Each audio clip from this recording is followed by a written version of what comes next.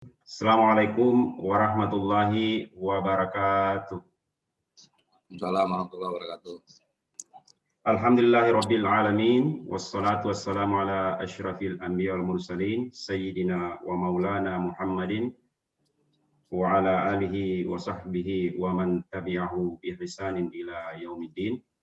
Alhamdulillah pada pagi hari ini kita kembali berkumpul dalam media virtual untuk pengajian dengan tema utama adalah meneladani etos kerja Nabi Muhammad Sallallahu Alaihi Wasallam dengan tema pokok adalah kerja amanah, hidup penuh berkah. Insya Allah pada pagi hari ini pengajian kita akan diisi oleh Ustadz Salim Fillah. Beliau adalah dai yang insya Allah oleh kita semua sudah cukup kenal beliau. Beliau penulis buku dan mungkin yang cukup fenomenal yang tersebar di santero Indonesia. Beliau adalah penggiat Masjid Joko Karian yang masjid ini hampir di semua Nusantara menjadi inspirasi bagaimana pengelolaan masjid yang baik. Sebelum kita melanjutkan ke pengajian kita akan mendengarkan pembacaan ayat suci Al-Quran oleh Ustadz Zainun. Kepada beliau saya persilahkan.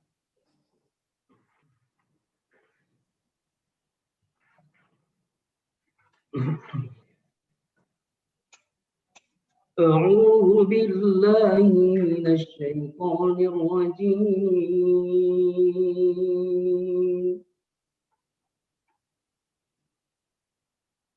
بسم الله الرحمن الرحيم.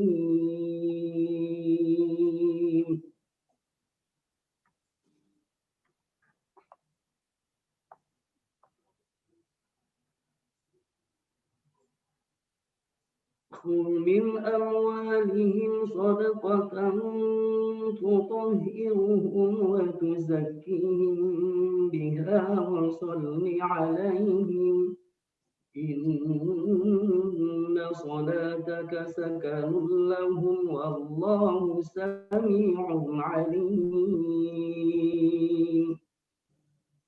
ألم يعلموا أن الله هو يقبل التوبة عن عباده ويأخذ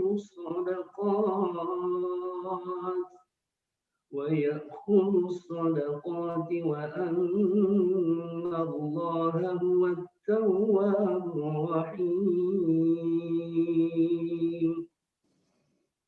وقل اعملوا فسيرى الله عملكم ورسوله والمؤمنون وستردون إلى عالم الغيب والشهادة فينبئكم بما كنتم تعملون.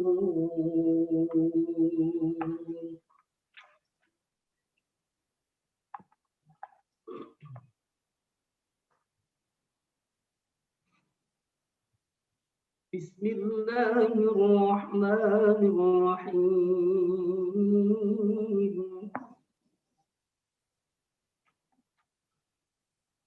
قل أرأيتم إن جعل الله عليكم النهار سرمدا إلى يوم القيامة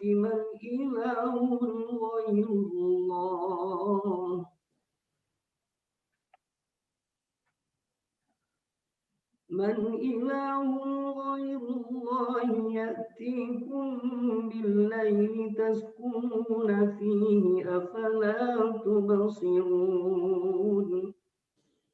ومن رحمته جعل لكم الليل والنهار لتسكنوا فيه ولتبتغوا من فضله ولعلكم تشكرون. بسم الله الله الرحمن الرحيم وابتغ فيما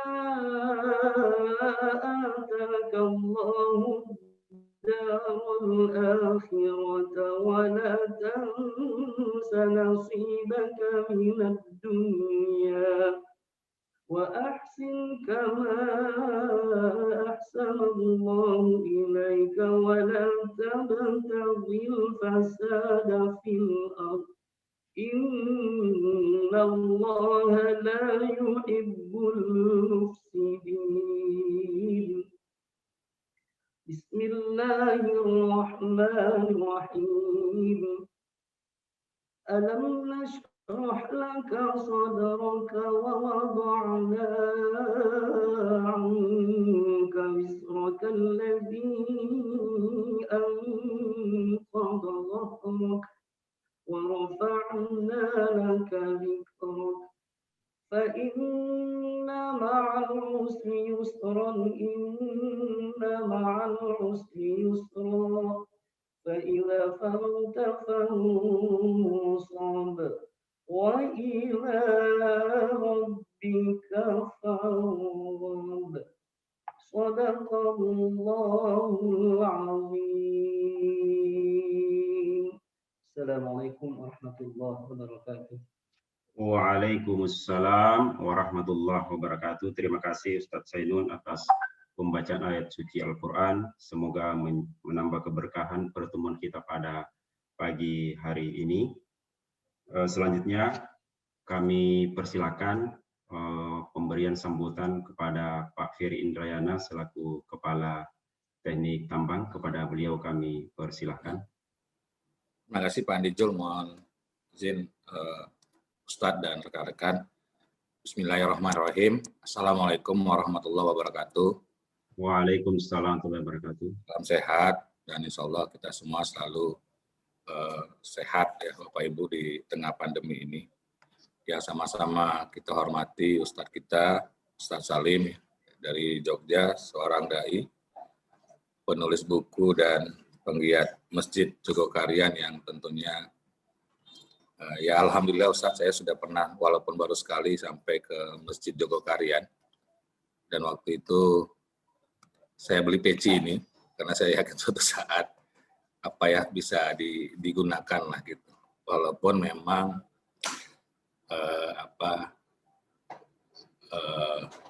ini dengan etnis Jawanya ya jadi alhamdulillah pada suatu kesempatan bisa ke Masjid Jogokarian.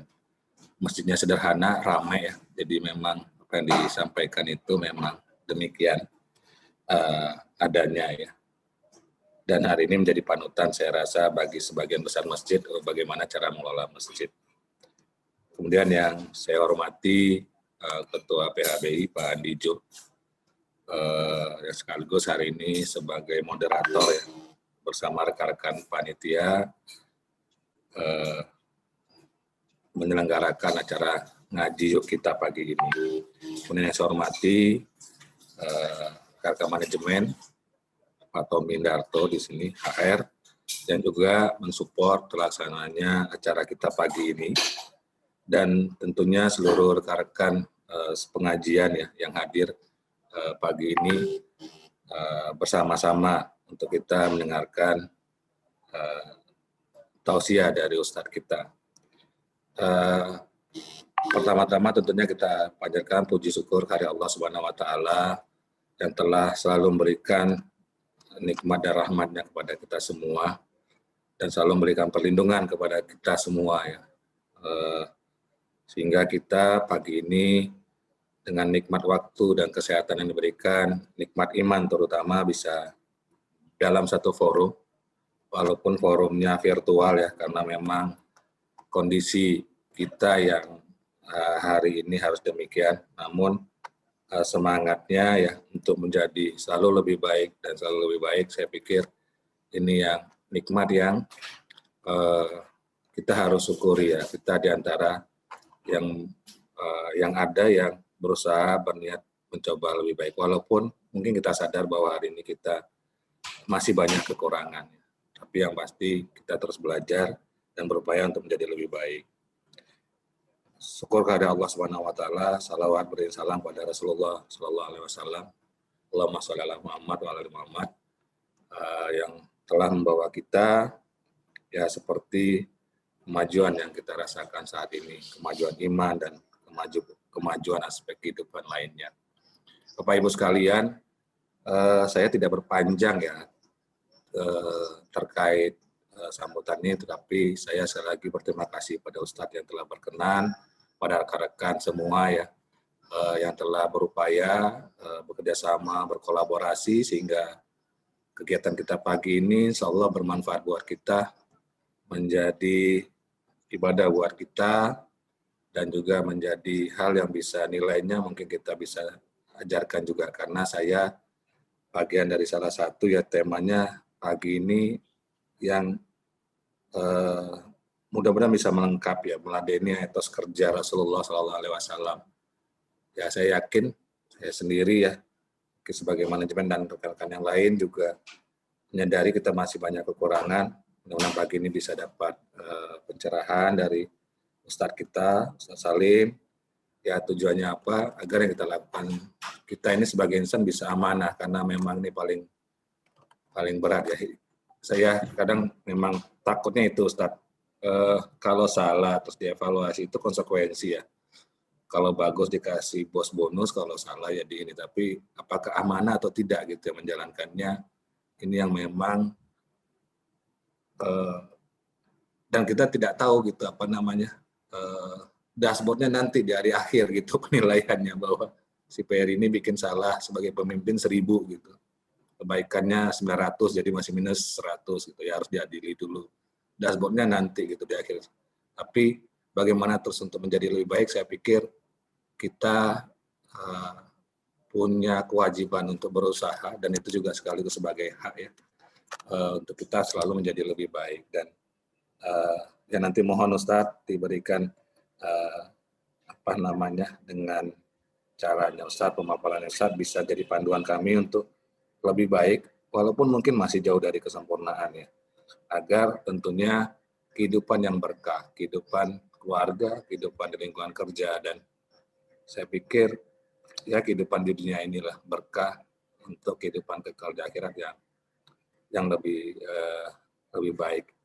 Mungkin demikian dari saya, tanpa berpanjang.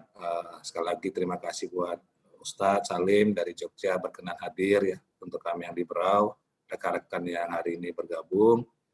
Semoga kegiatan kita pagi ini merupakan nilai kebaikan buat kita untuk kita bisa terus lebih baik. Manajemen selalu support terhadap kegiatan ini, ya insya Allah bisa dilaksanakan berkelanjutan ya. Untuk kita kalau istilah motor atau kendaraan itu servis lah, ada tune up terus ya. Mungkin di lingkungan juga Bapak Ibu ngaji, ada yang mungkin lebih sering ya. Tapi ya kita coba ya dengan di kegiatan kita di lingkungan kantor juga demikian, tidak bisa seintens di lingkungan masyarakat. Mudah-mudahan kecil ini bisa melengkapi yang Bapak Ibu telah lakukan lengkap di lingkungan masyarakat. Demikian dari saya, sekali lagi mohon maaf atas kekurangan. Selamat pagi. Assalamualaikum warahmatullahi wabarakatuh. Waalaikumsalam warahmatullahi wabarakatuh. Terima kasih Pak Ferry atas sambutan serta dukungannya. Semoga kegiatan kita seperti ini bisa terus continue untuk memberikan nilai tambah pada kegiatan kita sebagai karyawan khususnya dan tentu sebagai muslim pada umumnya. Dan kita berdoa insya Allah mudah-mudahan kondisi pandemi bisa kita lalui dengan baik dan kita bisa bertemu langsung sama beliau Ustaz Salim di Berau. Biasanya Ustadz kami adakan pengajian offline, cuma kondisi ini sudah 2 tahun kami adakan online seperti ini. Kemudian sebelum masuk ke beliau, saya sampaikan bahwa kami juga dari PHBI membuka donasi kepada bapak-bapak, ibu-ibu untuk kami salurkan kepada untuk kepentingan sosial ataupun pondok ataupun rumah anak yatim. Kami persilakan untuk yang akan berpartisipasi. Kemudian sebelum ke beliau, tema kita hari ini adalah meneladani etos kerja Nabi Muhammad SAW, kerja amanah, hidup penuh berkah. kalau dari judul yang diangkat oleh panitia ini, kita ada beberapa mungkin kata yang nanti akan menjadi stressing kita dalam ngaji kali ini. Pertama itu etos, ya, mungkin ini karakter khusus. Kemudian kerja. Kerja berarti yang kita pahami sekarang mungkin adalah kerja seperti yang kita mungkin mencari nafkah. Berarti kita bisa simpulkan sederhana bahwa dulu Nabi pernah kerja. Mungkin yang kita tahu selama ini bahwa Nabi itu mengemban amanah dakwah, tapi ada juga kerja Nabi. Mungkin yang dimaksud ini kerja untuk mendapatkan rezeki seperti apa. Mungkin seperti itu, ada etos, ada kerja. Kemudian selanjutnya ada kata amanah. Nanti akan dijelaskan sama beliau dalam konteks hari ini apa tantangan kita untuk bekerja penuh amanah. Kemudian kalau kita amanah berarti ada berkah. Kira-kira kalau kita sudah kerja amanah, apa indikator berkah yang kita bisa peroleh, baik mungkin secara lahiriah ataupun secara batiniah. Mungkin itu sedikit prolog dari saya. Selanjutnya saya persilakan kepada Ustadz Salim Afillah untuk memberikan tausiah kepada kita semua. Sekian, saya persilakan Ustadz. Baik, alhamdulillahi haqqa hamdi. Alhamdulillahi hamdan katsiran thayyiban mubarakan fi. Nahmaduhu wa nasta'inuhu wa nastaghfiruhu wa nastahdihi wa natubu ilaih. Wa la na'budu illa iyyahu wa natawakkalu alaih. Allahumma fasalli wa sallim wa barik ala sayyidina wa habibina wa syafi'ina wa maulana Muhammad wa ala alihi wa ala ashabihi wa dzurriyyatihi wa man sara ala nahjihi wa sanna bi sunnatihi wa ihtada bi hadihi ila yaumil liqa'i rabbih, amma ba'd. Hadratal mukarramin yang kami hormati, segenap direksi dan manajemen pimpinan Beraukol yang dirahmati oleh Allah Subhanahu wa taala. Wabil khusus Bapak Ferry Indrayana yang berkenan memberikan sambutan dan bersamai kita semua. Kami hormati moderator Bapak Andi Zulkarnain, yang kami hormati seluruh keluarga besar, ya, karyawan Beraukol yang dimuliakan oleh Allah Subhanahu wa taala.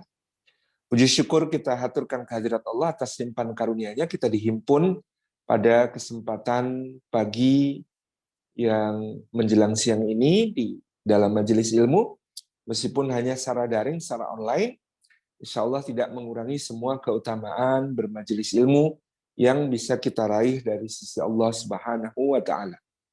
Semoga setiap langkah yang kita tempuh pada hari ini menjadi pemudah jalan kita semua menuju ke surga. Dan semoga duduk kita semua termasuk taman di antara taman-taman surga, tempat Allah mencurah-curahkan rahmat-Nya, menaungkan sayap-sayap malaikatnya, menurunkan sakinah ke dalam hati kita, dan menyebut-nyebut nama kita semua dengan bangga pada makhluk-makhluk mulia yang ada di sisinya. Baik, hadirin dan hadirat yang dimuliakan oleh Allah Subhanahu wa taala, kita perlu memulai justru dengan salah satu yang belakangan disebut tadi, yaitu hidup yang berkah. Hidup seperti apakah yang disebut sebagai hidup yang berkah? Kata barakah itu menurut para ahli bahasa dibentuk dari kata baraka yubariku barakatan. Akarnya barika ya beriku tabrikan. Kata barika ya beriku tabrikan digunakan untuk menyebut unta-unta dalam perjalanan di tengah padang pasir yang berhenti di wahah, di oasis. Kemudian mereka duduk menderum, minum, menikmati air yang jernih dari mata air yang mengalir, kemudian berada di dalam naungan pohon-pohon yang rindang, dan kemudian ditiup oleh angin yang semilir, sejuk, ya, dan merasakan kenyamanan, tetapi sembari untuk mempersiapkan, ya, tenaganya, bekalnya untuk perjalanan selanjutnya. Jadi ini yang kemudian disebut sebagai unta yang barika ya beriku, atau sedang menderum di wahah atau oasis tersebut. Nah, kemudian orang Arab menambahkan huruf alif, baraka yubariku barakatan, untuk menyebut keadaan orang di dalam kehidupan dunia. Kehidupan dunia ini oasis, wahah, tempat persinggahan sementara, sama seperti unta tadi. Nah, tapi kita bisa merasakan kenyamanan, kita bisa merasakan kenikmatan, kita bisa merasakan ya sesuatu yang bermakna, bernilai untuk perjalanan selanjutnya, untuk mempersiapkan bekal kita di perjalanan selanjutnya menuju kehidupan akhirat di sisi Allah Subhanahu wa Ta'ala.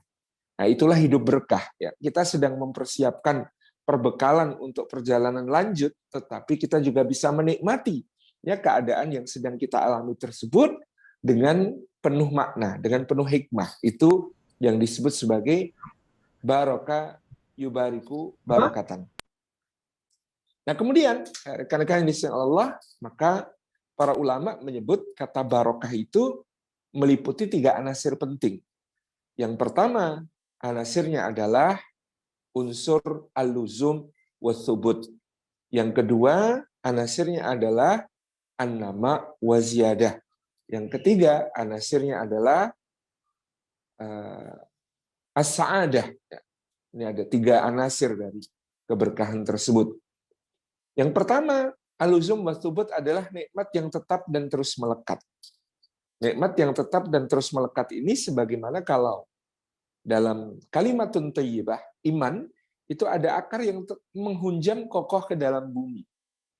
Dalam makna barakah, dia adalah iman yang kokoh, istiqomah.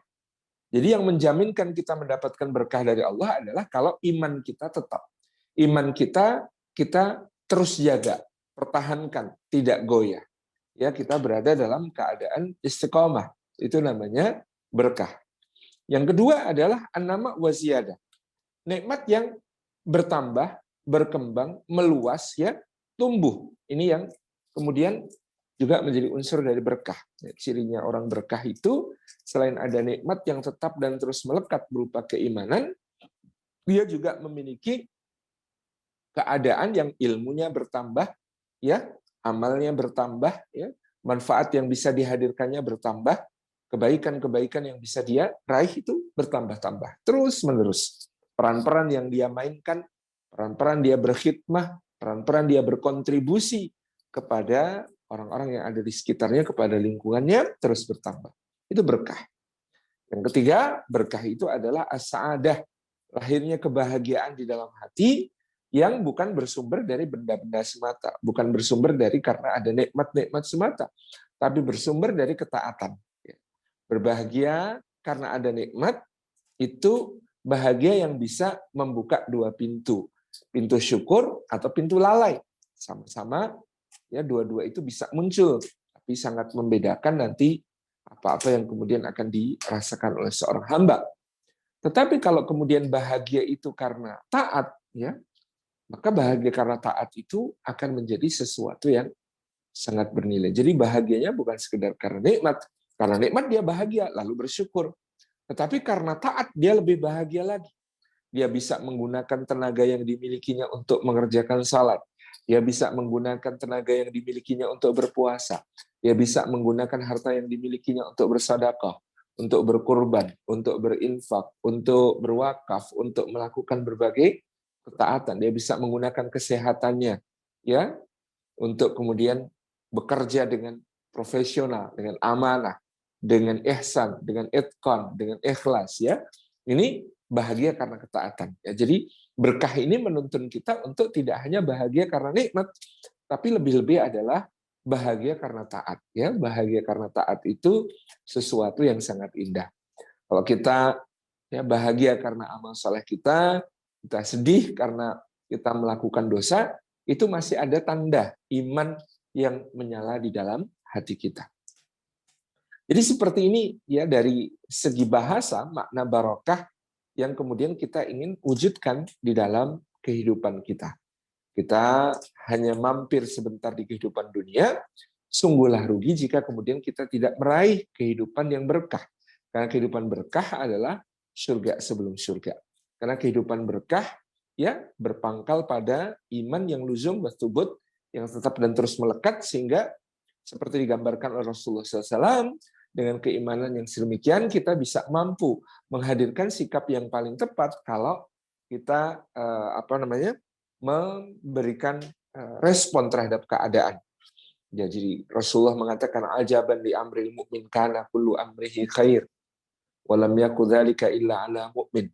Menakjubkan urusan orang beriman karena semua urusannya adalah kebaikan dan itu tidak terjadi kecuali kepada orang beriman. Itu artinya tidak terjadi melainkan disebabkan oleh keimanannya.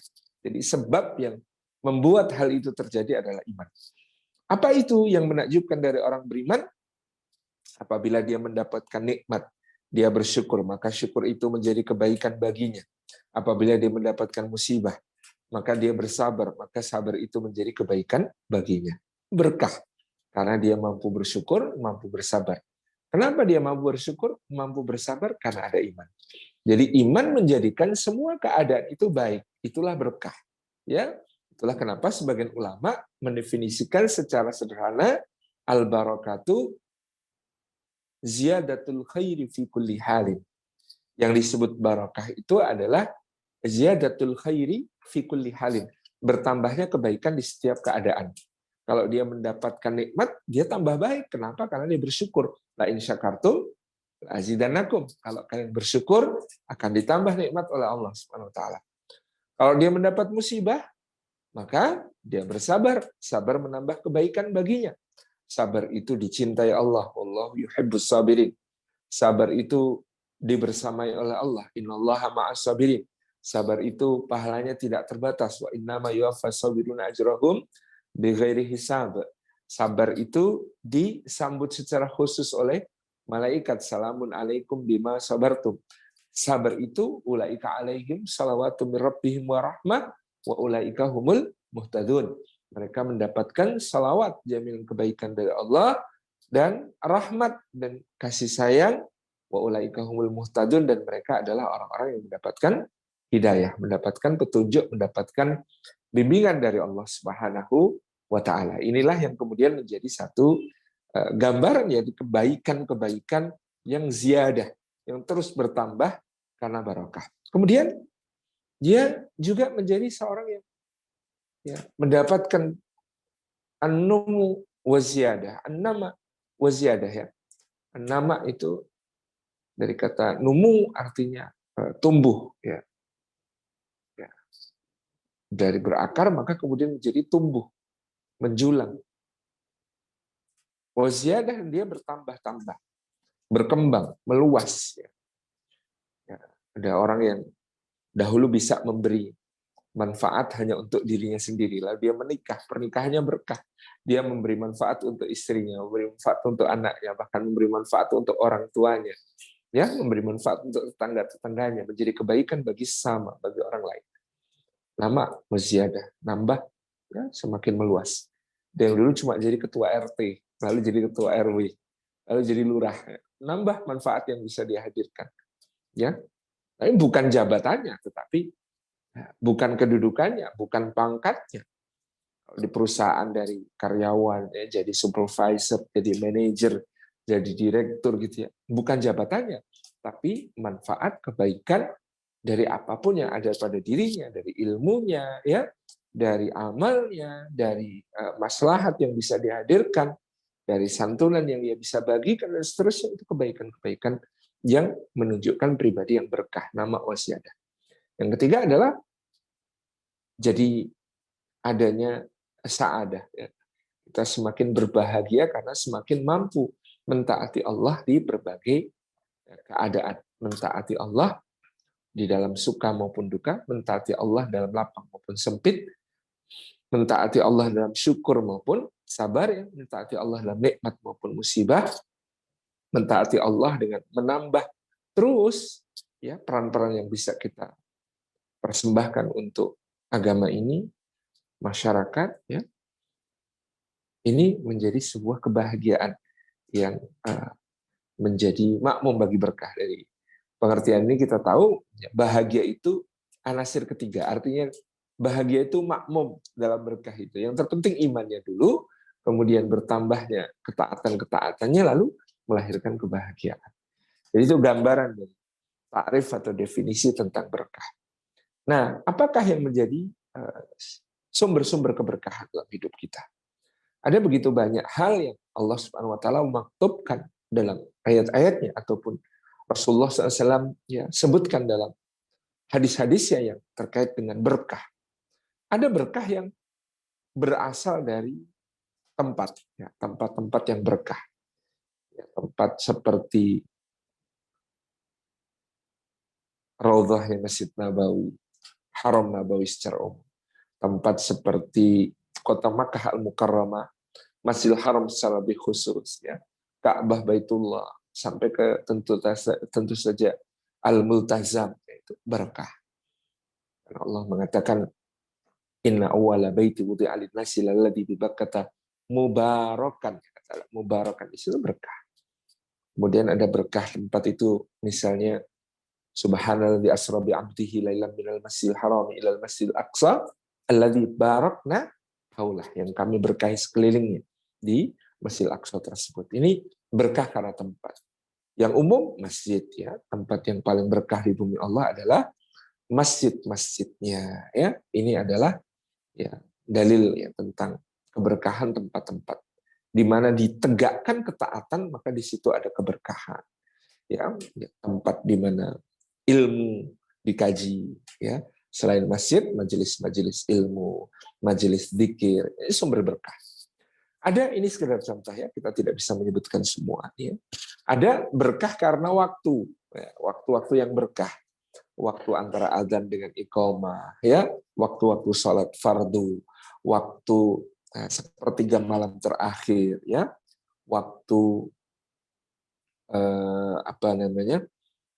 Jumat, ya, berkah itu waktu Jumat, Ramadan, waktu yang berkah, 10 hari awal bulan Dzulhijjah, waktu yang berkah, bulan-bulan haram itu waktu yang berkah. Jadi ada waktu-waktu yang berkah dan sumber keberkahan dalam bentuk waktu yang bisa kita raih.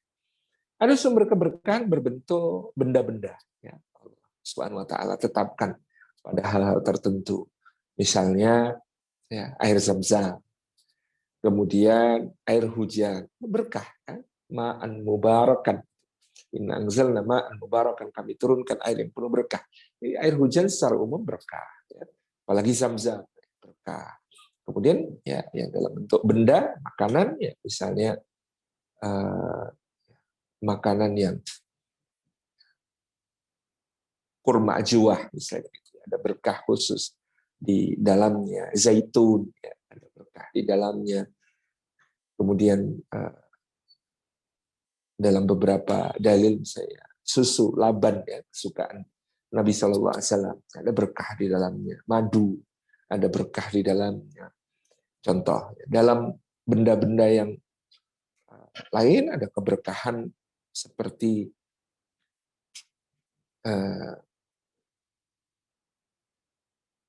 juga berkah di dalam hewan.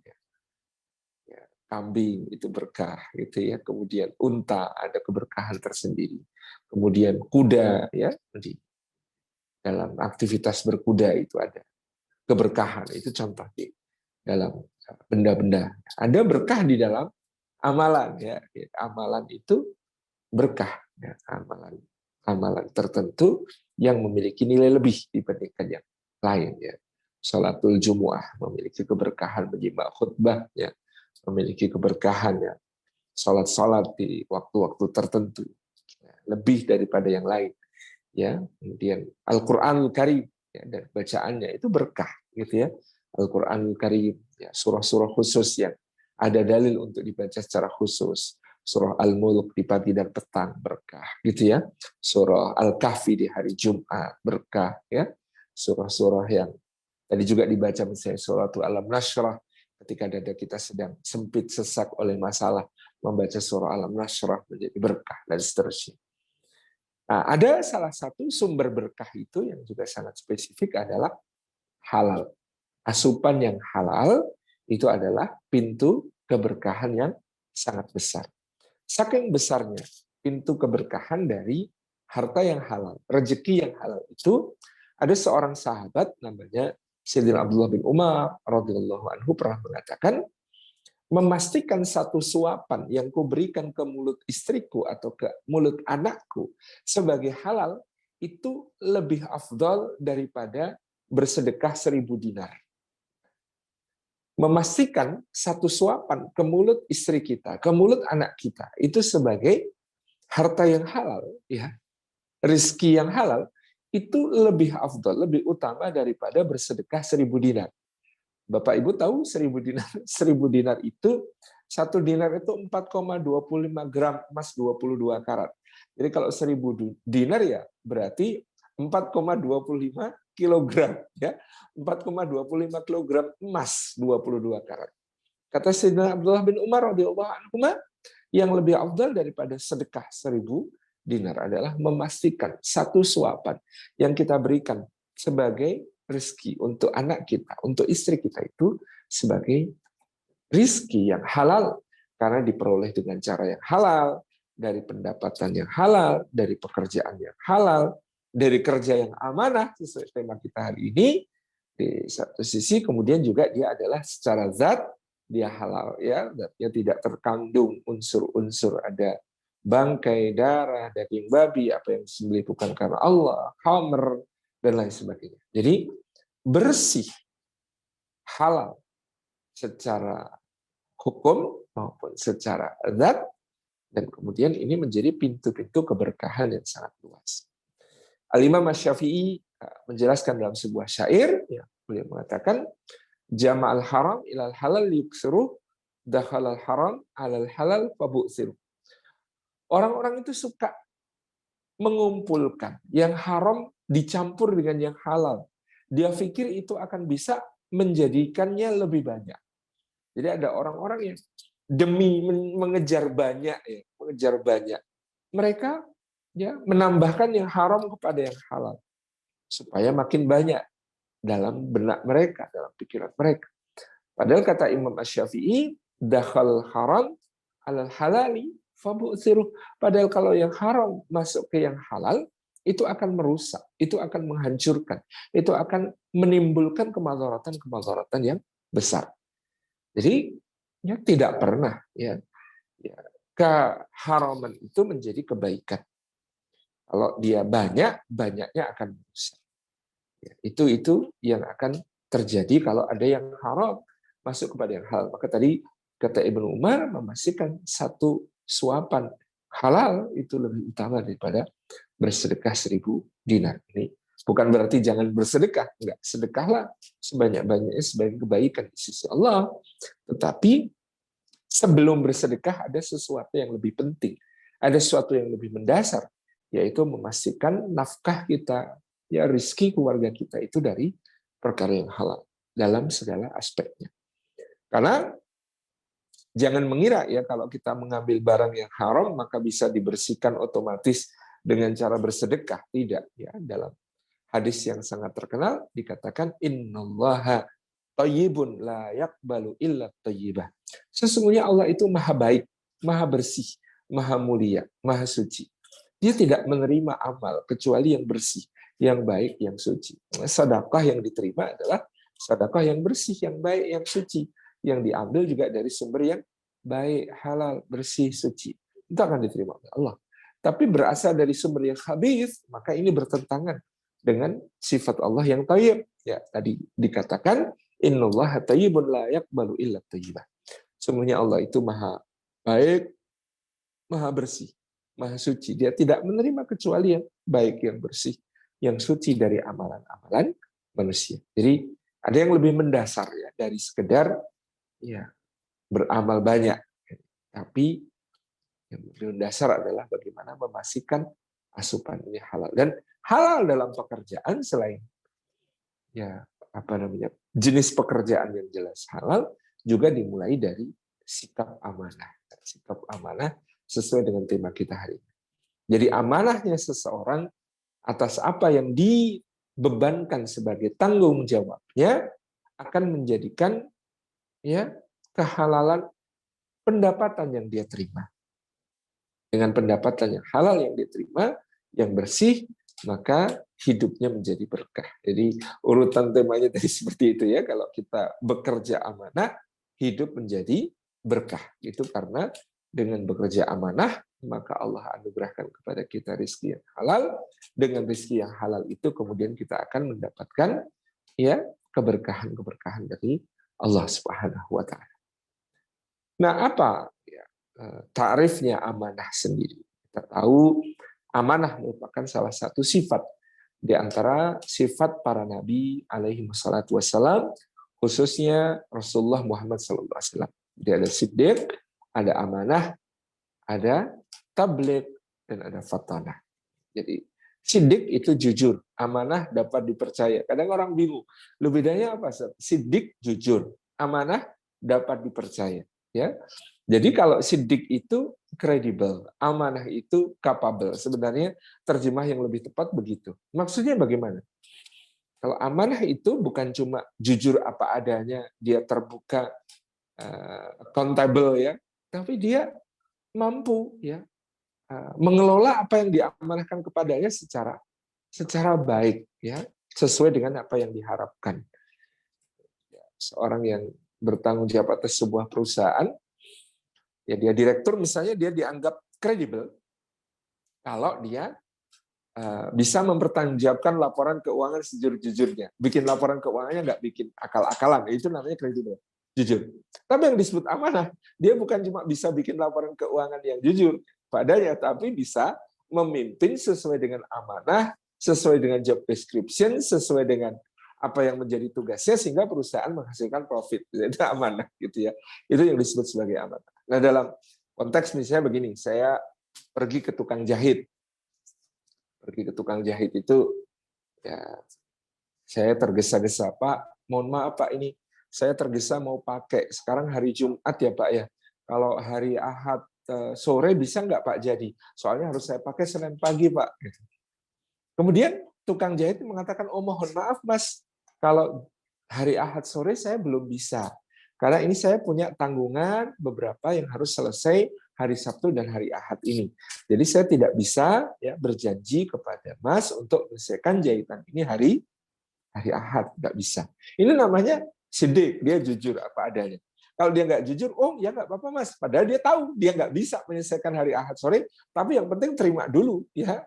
Daripada nanti lari ke orang lain, daripada nanti diambil pekerjaannya orang-orang lain, jadi ambil aja dulu gitu ya. Soal nanti nggak bisa menuhin, nanti kan bisa ngeles, nanti kan bisa ada alasan. Gitu. Itu namanya tidak jujur, itu tidak siddiq. Tapi siddiq adalah yang dia katakan tadi. Oh, kalau Ahad sore nggak bisa Mas, karena saya ada beberapa tanggungan harus selesai Sabtu dan Ahad ini. Maaf ya Mas ya, itu namanya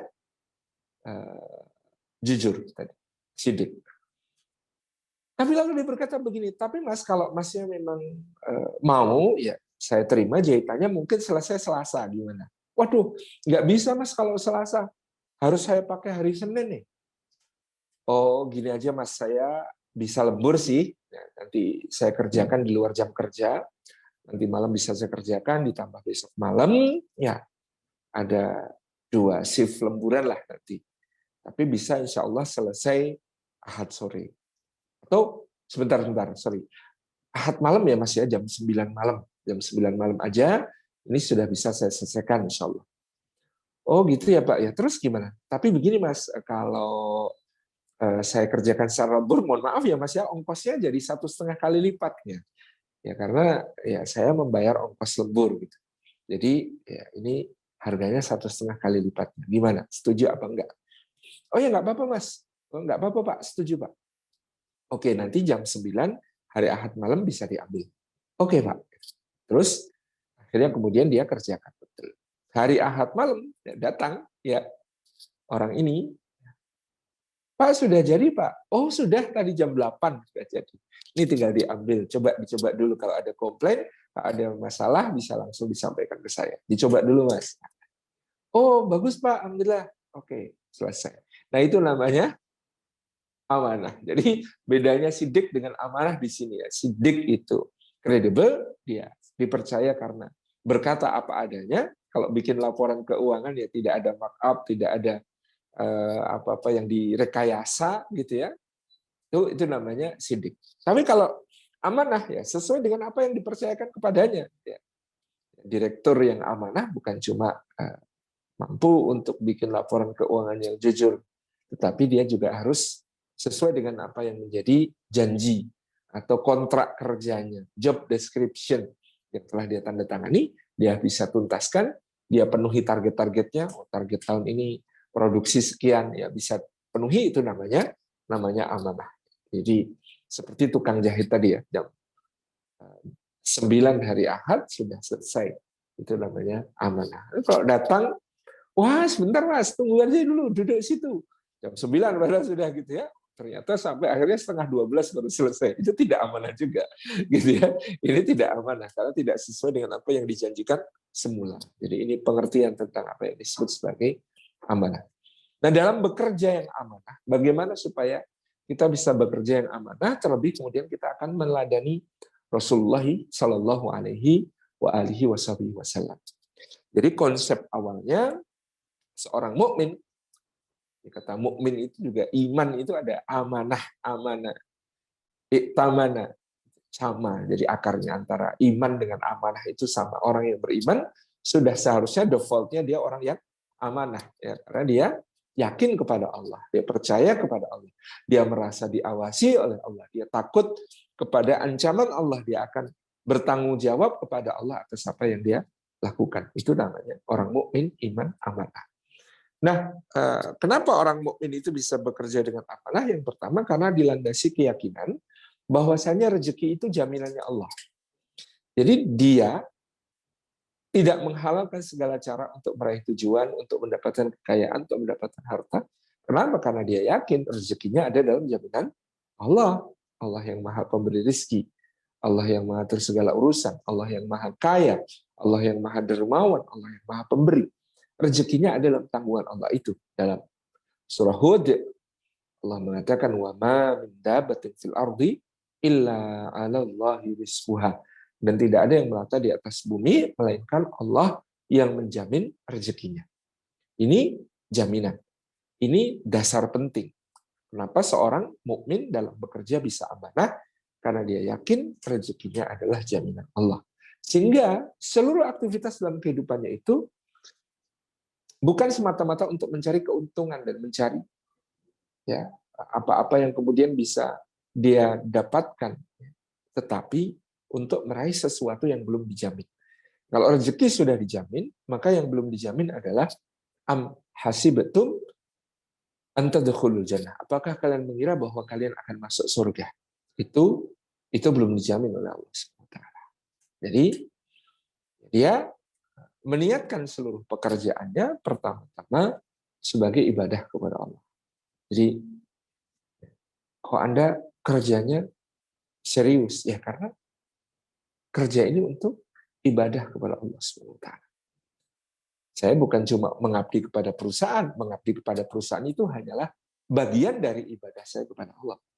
Saya bukan cuma untuk cari duit buat anak istri. Cari duit buat anak istri itu bagian dari ibadah kepada Allah SWT. Gitu ya. Ini bingkai besarnya adalah ibadah. Jadi dia bekerja karena ibadah kepada Allah SWT. Karena rezekinya sudah dijamin, tetapi surganya belum dijamin. Jadi jangan sampai kita juga salah mengerti tentang rezeki. Kalau rezeki dijamin, terus gimana?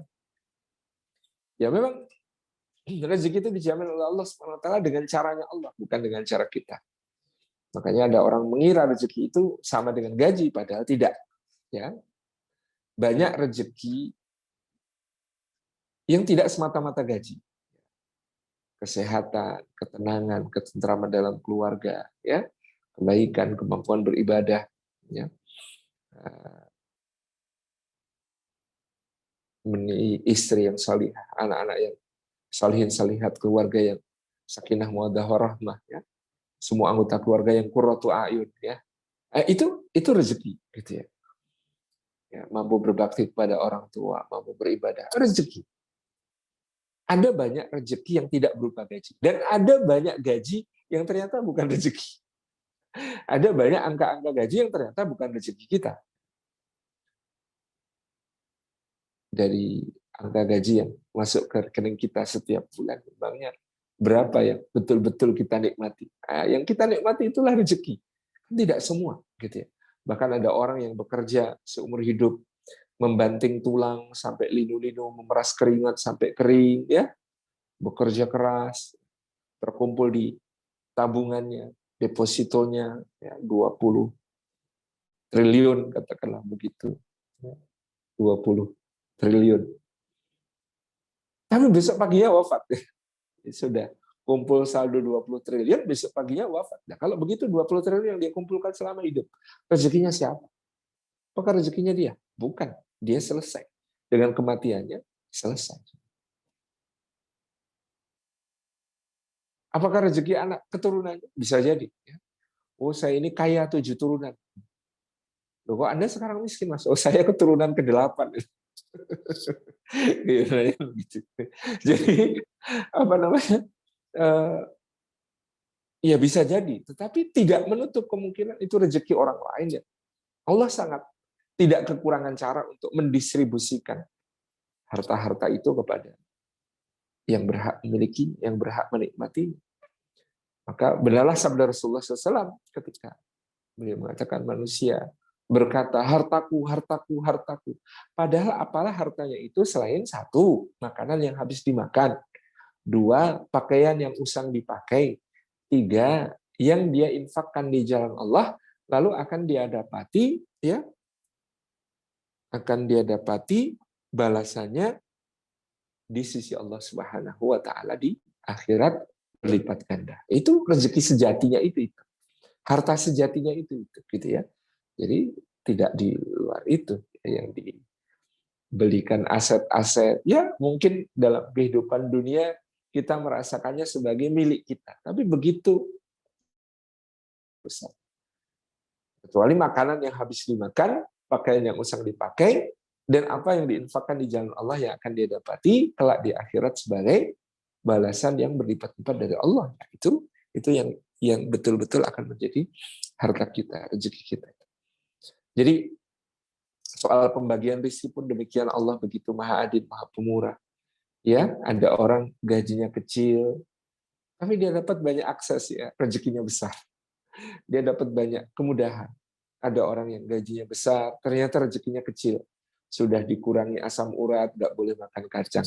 Sudah dikurangi diabetes, nggak boleh manis-manis. Sudah dikurangi kolesterol, nggak boleh yang gurih-gurih. Ya.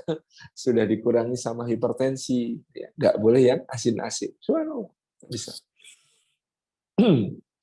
Ya sudah, rezekinya rezeki naik sepeda, ya meskipun punya mobil mewah di rumah, tetapi rezekinya rezeki naik sepeda, ya dia senangnya sepeda, bukan naik mobil gitu, dan seterusnya sesuai anjuran dokter.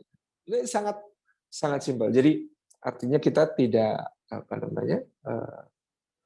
kehilangan keyakinan bahwa rezeki itu jaminan Allah SWT.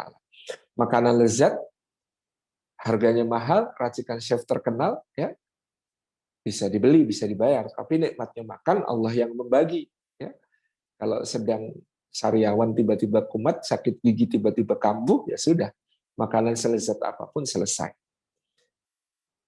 Tapi orang ya mungkin makanannya sederhana ya karena sangat laparnya, habis mencangkul di sawah, ya jam 10 istirahat hanya nasi ketan dicampur parutan kelapa pun menjadi begitu nih. Rezeki sesimpel itu. Kasur yang empuk, kamar yang nyaman, AC yang diatur sedemikian rupa, layanan bintang 5 presidential suite di hotel bisa dibayar, bisa dibeli. Tapi nikmatnya tidur Allah yang bagi-bagi. Tidak semua orang yang tidur di kamar mewah bisa nyenyak. Tapi kalau Allah sudah mengaruniakan nyenyak, mau dimanapun, ya karena ngantuk, ya menjadi tidur yang nyenyak. Jadi simple, rezeki itu dijamin oleh Allah. Yang belum dijamin tadi, amma hasibatum an tadkhulul jannah. Memangnya kalian mengira kalian akan masuk surga? Nah, itu belum dijamin. Maka kita perlu ya meniatkan seluruh aktivitas kita di dunia, bukan untuk dunia tetapi untuk akhirat. Kita perlu meniatkan seluruh aktivitas kita di dunia itu bukan untuk dunia tapi bukan untuk akhirat. Karena yang dunia tadi sudah dijamin. Ya, kebutuhan kita, hajat kita, dunia, semuanya sudah dijamin. Maka tidak perlu menjadi niat. Ya, kalau cuma menjadi ya kepingin, hasrat, cita-cita, boleh. Tapi tidak perlu menjadi niat. Yang jadi niat, yang menggerakkan kita, motivate us, itu ya harapan untuk mendapatkan keridhaan Allah, mendapatkan surga dari Allah, mendapatkan nikmat dari Allah, balasan terbaik dari Allah di akhirat, mendapatkan rahmatnya Allah Subhanahu wa Ta'ala. Itu yang kita niatkan. Jadi Kata orang Jawa, nanam padi tumbuh rumput. Nanam rumput nggak ada tumbuh padi. Ya, kalau kita nanam padi, itu hampir pasti ada rumput yang ikut tumbuh. Kalau kita meniatkan untuk akhirat, hampir pasti dunia juga dapat. Tetapi kalau kita menanam rumput, itu nggak ada padi ikut tumbuh di tengah. Kalau kita meniatkan untuk dunia, maka kita tidak mendapatkan akhiratnya. Ungkapan lain dari peternak, tuku sapi oleh tali, tuku tali orang oleh sapi. Kalau kita membeli sapi, otomatis kita akan mendapatkan tali. Tapi kalau kita membeli tali, kita tidak akan mendapatkan sapi. Beli sapi, otomatis dapat tali, karena kita tidak bisa membawa sapinya tanpa menggunakan tali. Siapa niat untuk akhirat, otomatis dapat dunia, karena kita nggak bisa sampai ke akhirat tanpa melewati dunia. Tapi kalau tuku tali, membeli tali, itu nggak mungkin dapat sapi. Ya, saya belum pernah dengar ada toko yang berjualan tali, bikin program promo berhadiah sapi. Belum pernah dengar. Nah, memang ini hakikat. Nah, jadi di sini, kenapa kita niatkan untuk ibadah? Yang kedua, kita niatkan dalam rangka syukur kepada Allah Subhanahu wa Ta'ala. Jadi, rekan-rekan, kita bekerja itu syukur. Dianugerahi Allah Subhanahu wa Ta'ala. Ya, mata untuk melihat, telinga untuk mendengar, lisan untuk bicara, tangan untuk bertindak, kaki untuk melangkah. Kita syukuri semua itu dengan mempergunakannya untuk bekerja karena Allah. Itu i'mal ala Dauda syukran wa qalilan min ibadiyas syakur. Beramallah, bekerjalah wahai keluarga Daud untuk bersyukur, sedikit sekali antara hambaku yang pandai bersyukur. Karena ini penting sekali ya, meskipun kita nggak usah bekerja tercukupi, tapi bekerja itu kehormatan dan rasa syukur kepada Allah. Pak, kok nggak kerja? Saya punya kos-kosan 100 pintu. Udah nggak usah bekerja sebenarnya gitu kan. Punya kos-kosan 100 pintu. Nah, setiap bulan sudah berapa itu? Punya kos-kosan 100 pintu. Tapi kalau dia mau bekerja, mempergunakan telinga, mempergunakan mata, mempergunakan mulut, mempergunakan tangan, kaki, seluruh anggota badannya, otaknya, akalnya, pikirannya, tenaganya, semuanya. Ya, dalam rangka bersyukur kepada Allah. Nabi Daud kurang apa? Raja. Tapi Allah perintahkan, i'mal ala Daud syukran. Bekerjalah hai keluarga Daud untuk bersyukur. Maka Nabi Daud pun bekerja. Dia bikin baju besi. Dengan besi dia tempa menjadi baju besi yang dipakai oleh para prajurit dan mereka membayar kepada beliau. Raja wadah, tapi dia meluangkan waktu untuk bekerja. Kenapa? Karena bekerja itu syukur dan sebuah ya, kehormatan. Dikatakan Nabi Daud tidak pernah memberi makan nafkah untuk keluarganya kecuali dari hasil pekerjaannya. Nggak dari pajak, padahal dia bisa mengut pajak karena dia raja. Nggak dari upeti, padahal dia bisa minta upeti kepada raja-raja bawahan karena dia raja. Gitu. Nggak dari motong APBN, ya, negara-negara, nggak. Gitu. Dia bekerja, lalu hasil pekerjaan itu untuk memberi nafkah pada keluarga. Karena Allah merintahkan i'mal ala Daud syukran. Wa qalilan min ibadiyas syakur. Bekerjalah hai keluarga Daud untuk bersyukur. Sungguhnya sedikit di antara hambaku yang pada bersyukur. Yang ketiga, kita bekerja itu untuk menegakkan ya, punggung kita dalam rangka taat kepada Allah. Menegakkan kehormatan kita. Imam Ahmad itu pernah berdoa, ya Allah, Engkau telah menjaga kehormatanku dengan cara tidak membiarkan aku bersujud kepada selain. Ya, Engkau telah menjaga kehormatanku dengan tidak membiarkan aku bersujud kepada selain. Maka juga jagalah kehormatanku agar jangan sampai aku meminta rizki kepada selain Engkau. Meminta-minta dunia kepada selain Engkau. Itu doanya Imam Ahmad bin Hanbal. Jadi kita perlu ya, menjaga diri dan meminta-minta dari menengadahkan tangan kepada manusia, tangan di bawah kepada orang lain, jangan sampai. Yang ketiga, kita bekerja karena kita ingin mendapatkan pahala tambahan, yaitu menjadi jalan rezeki untuk orang lain. Menjadi jalan rezeki untuk orang lain. Jalan rezeki untuk orang lain gimana? Ya, kita bersedekah. Pertama-tama adalah keluarga kita, jalan rezeki untuk anak, jalan rezeki untuk istri, itu pun sudah pahalanya sangat besar ya. Seperti yang dikatakan Nabi SAW, satu suap untuk anak yatim, satu suap untuk istri, satu suap untuk fakir miskin. Yang paling besar pahalanya satu suap untuk istri. Ya. Satu dirham untuk yatim, satu dirham untuk miskin, satu dirham untuk istri. Yang paling besar pahalanya yang untuk istri. Gitu ya. Ini kewajiban, nafkah. Sementara sedekah itu sunnah. Jadi Di situ ada sebuah hal yang sangat penting, yaitu untuk memprioritaskan yang wajib. Keluarga ini, nafkah wajib. Nah, di sini kita bekerja untuk menjadi jalan rezeki bagi orang lain. Oh, ternyata saya bisa jadi jalan rezeki untuk pembangunan masjid, untuk panti asuhan, untuk sekolah, untuk beasiswa, untuk anak yatim, untuk fakir miskin, untuk begini, untuk begini. Itu lebih besar lagi. Jadi itu pahala yang ingin kita harapkan sebagai tambahan berikutnya. Ini niat-niat kita dalam bekerja. Nah, amanah itu ditentukan oleh kualifikasi pekerjaan kita.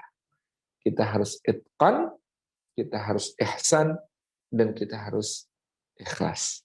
Itqan artinya ditekuni sampai kita mencapai keahlian yang dipersyaratkan untuk memenuhi pekerjaan tersebut, ya, atau lebih. Itu harus itqan, ya, profesional, sesuai job description, sesuai kontrak kerja, sesuai dengan apa yang sudah kita tanda tangani perjanjian kerja kita. Itu namanya itqan, ya, ditekuni sampai ahli, sampai kemudian dia memiliki skill yang memadai. Itu namanya itqan. Rasulullah SAW mengatakan, sesungguhnya Allah cinta kepada hamba yang bekerja lalu dia itqan dalam pekerjaan. Itqan di dalam pekerjaan itu dicintai oleh Allah SWT. Ini yang pertama. Profesional, ya, sesuai job desk, sesuai SOP, ya, sesuai target. Itu namanya itqan. Yang kedua, karena kita bekerja tadi untuk ibadah, maka kita ihsan. Ihsan itu, ya, dalam definisi yang diterangkan Rasulullah SAW kepada malaikat Jibril ketika hadir di hadapan para sahabat dengan menyamar sebagai lelaki tampan yang berambut sangat hitam, berbaju sangat putih gitu ya. Rasulullah SAW mengatakan, al-ihsanu an ta'budallah ka'annaka tarahu fa illam takun tarahu fa innahu yaraka. Ihsan itu kamu beribadah, menyembah kepada Allah, mengabdi kepada Allah, seakan-akan kamu melihat Allah. Tetapi kalau kamu tidak bisa melihat Allah, yakinlah bahwa Allah selalu melihat kamu. Itu ihsan. Jadi kita bekerja kayak yang mensupervisi kita tuh bukan supervisor manusia, bukan direktur, bukan manajemen, bukan inspektorat. Yang mengawasi kita itu Allah Subhanahu wa taala sendiri. Lebih serius mana? Diawasi supervisor atau diawasi manajer kalau kita kerja? Semakin tinggi jabatan yang mengawasi, biasanya kita makin serius, gitu ya. Nah, ini yang mengawasi bagi seorang beriman adalah Allah. Ihsan, dia seakan-akan melihat Allah, tapi kalau tidak mampu, maka yakin bahwa Allah melihatnya. Ihsan. Dalam pengertian umum, ihsan adalah memberi added value, memberi nilai tambah ke dalam pekerjaan yang dia hadirkan. Oh, pekerjaan utamanya apa? Penulis. Added value-nya apa? Dia bisa menjelaskan bukunya dengan bahasa lisan juga, yaitu added value. Pekerjaannya penulis, tapi bisa jelasin ya dengan public speaking yang lumayan untuk menjelaskan bukunya. Itu namanya added value, ada nilai tambah. Nah, pekerjaan utamanya dia programmer. Tapi selain programmer, dia bisa bikin kopi enak buat teman-teman untuk menyemangati kerja mereka. Ini added value gitu ya. Jadi dia pinter bikin kopi untuk menyemangati teman-teman. Itu added value. Oh, dia kerjaannya apa? Nah, tugasnya apa? Tugasnya apa ditambah added value itu ihsan. Dia berbuat baik. Nah, ihsan kan artinya berbuat baik lebih daripada apa yang dituntut dari dia. Lebih dari apa yang menjadi kewajibannya untuk dipenuhi, gitu ya. Added value itu ada di situ. Added value yang paling baik ya akhlak, gitu ya. Oh, dia pekerjaan utama direktur, tapi akhlaknya added value banget, ya, ramah sama anak buah, menghargai, mau mendengar masukan, gitu ya, terbuka, bisa diajak diskusi, ya, senang traktir, wah itu sudah, itu added value, gitu ya. Itu added value. Jadi added value itu paling gampang untuk kita rumuskan diri kita sendiri itu akhlak. Akhlak kita merupakan added value terbaik bagi pekerjaan kita ketika kita berinteraksi dengan sesama. Yang ketiga adalah ikhlas. Kualifikasi pekerjaan seorang yang mukmin yang amanah itu tadi itqan, ihsan, terakhir adalah ikhlas. Ikhlas itu ya semuanya karena Allah. Sudah tidak ada lagi motivasi untuk mendapatkan sesuatu dari makhluk, dari pujian, dari kekaguman, ya, dan lain sebagainya. No, apalagi dari imbalan-imbalan berbentuk materi. Tidak semuanya kita kembalikan kepada Allah, karena kita jadi mencontoh Nabi SAW dalam bekerja. Ya, mohon maaf belum sempat dijelaskan tentang pekerjaan Nabi SAW. Di antara tanda ya amanahnya kerja Rasulullah SAW itu salah satu yang terbukti dalam sebuah riwayat penting tentang hijrah. Nabi SAW berhijrah, Sayyidina Ali diminta untuk menggantikan tempat tidur beliau.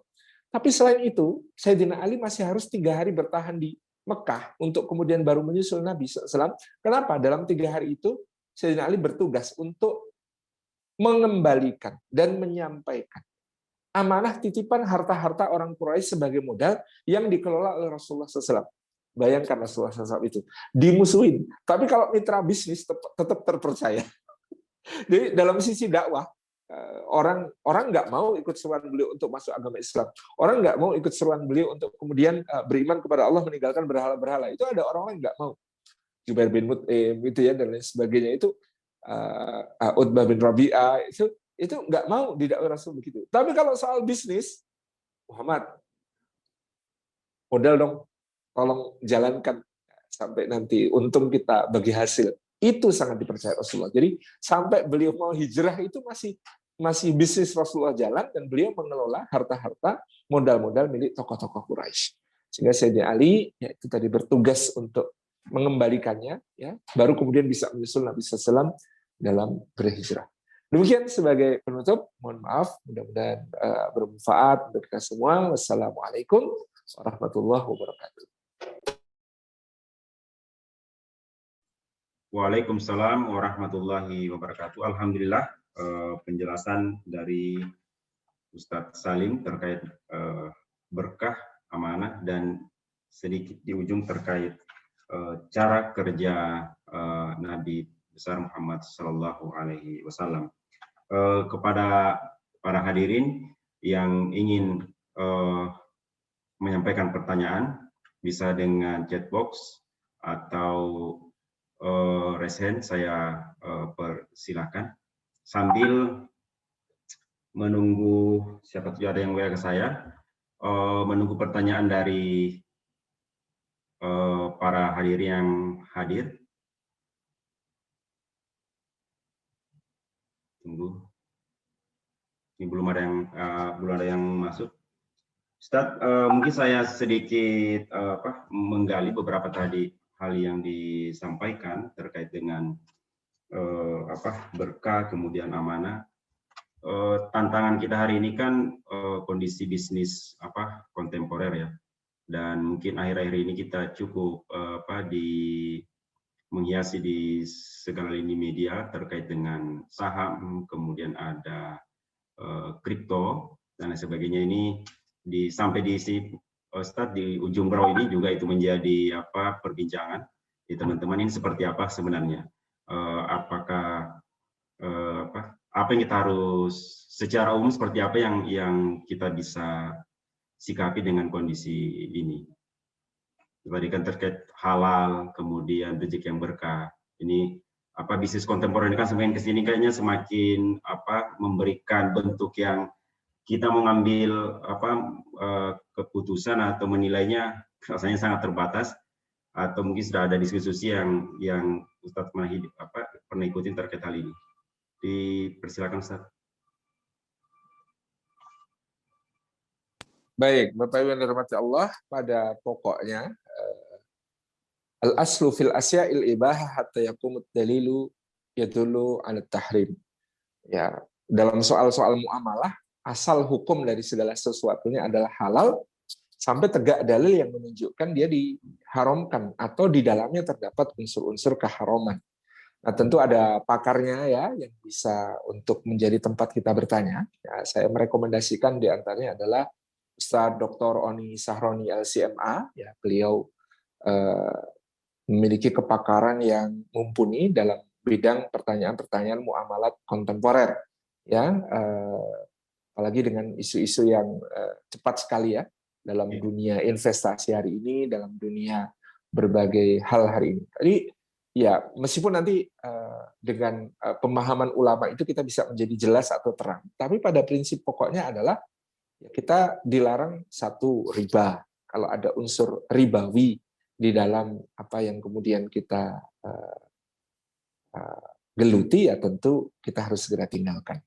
Yang kedua, gharar. Gharar itu ketidakjelasan. Ya, ketidakjelasan dalam akad, ketidakjelasan dalam apa namanya barang, ketidakjelasan dalam sesuatu yang ditransaksikan, ya itu tidak boleh terlibat di dalamnya. Kemudian kalau ya apa yang menjadi komoditi yang diperdagangkan adalah perkara-perkara yang haram atau menjadi wasilah bagi haraman, tentu juga kita jaga diri kita dari hal-hal yang semacam itu. Jadi pada pokoknya al-hukmu sawabit, ya, hukum itu perkara yang kemudian tegak kokoh. Nah, turunan-turunannya itu kemudian bisa dipandang, dilihat dari kacamata hukum tersebut. Ada yang halal, ada yang haram, dan itu juga nanti melihat kepada akad, ya, melihat kepada akad yang ada di dalamnya. Misalnya ada teman-teman yang kadang komplain, Ustaz, itu apa namanya kredit syariah itu kok lebih tinggi itunya, apa namanya jadinya jatuhnya daripada kredit konvensional. Ya, padahal kita harusnya kalau syariah kan lebih bagus. Ya, syariah itu lebih bagus, tapi mungkin masih perlu perjuangan jangka panjang untuk sampai kepada apa yang bagusnya kita sesuai dengan harapan kita, gitu ya. Nah, kok bedanya cuma akad doang? Nah, akad itu memang menentukan kehalalan atau keharaman sesuatu. Mohon maaf, orang kumpul kebo dengan orang menikah itu amalnya sama, tetapi akadnya berbeda, gitu ya. Makanya ada misalnya ada al-ijarah al-muntahiyatu bitamlik, sewa yang berakhir dengan kepemilikan. Mungkin lebih mahal jatuhnya dibandingkan dengan misalnya kalau kita kredit kepemilikan konvensional, gitu ya. Tetapi al-ijarah al-muntahiyatu bitamlik itu halal. Tetapi yang namanya kredit konvensional itu riba, gitu ya, itu jatuh dalam hukum yang haram. Jadi silahkan kalau ada yang menjadi pertanyaan-pertanyaan spesifik bisa ditanyakan kepada ahlinya.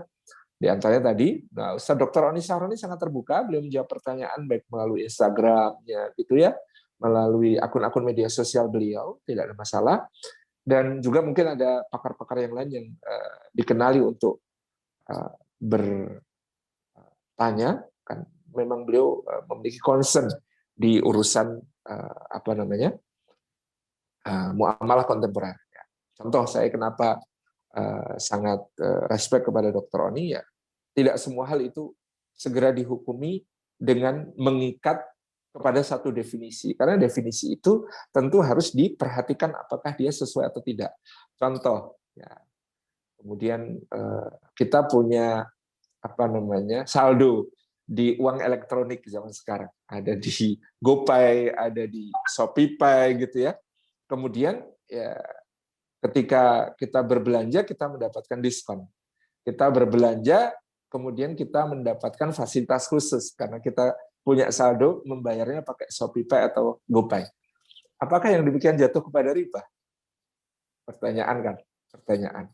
Saya lihat ada beberapa asatid yang kemudian menjatuhkannya kepada riba karena kita dianggap akad pinjam meminjam. Akad pinjam meminjamnya adalah kita minjemin perusahaan GoPay, kita minjemin uang kita ke perusahaan apa namanya ShopeePay.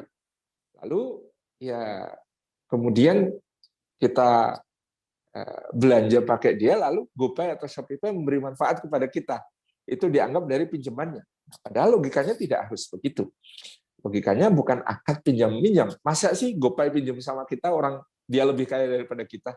Kenapa tidak dipandang sebagai akad jasa penitipan, ya, jasa untuk menabung, jasa untuk kemudian menyimpankan, dan jasa menitipkan pembelian, itu lebih mudah untuk dipandang sebagai sebuah akad yang terpisah satu sama lain sehingga tidak jatuh kepada haram. Karena pada prakteknya akan semakin sulit dihindari ke depan, kita akan semakin banyak mempergunakan uang elektronik. Jadi tidak semata-mata kemudian dilihat sebagai akad pinjam meminjam, apalagi kok dianggap GoPay pinjam sama kita. Maka kita siapa dia mau pinjam uang sama kita? Dia nggak usah pinjam uang kita, dia nggak akan kekurangan kan gitu.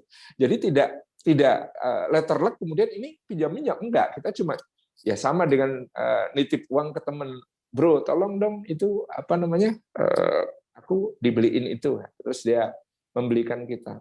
Terus ya, dia dititipin, tidak mengambil manfaat apapun dari kita, tapi lalu dia kemudian, aku tadi beli ini sekalian nih, tak kasih.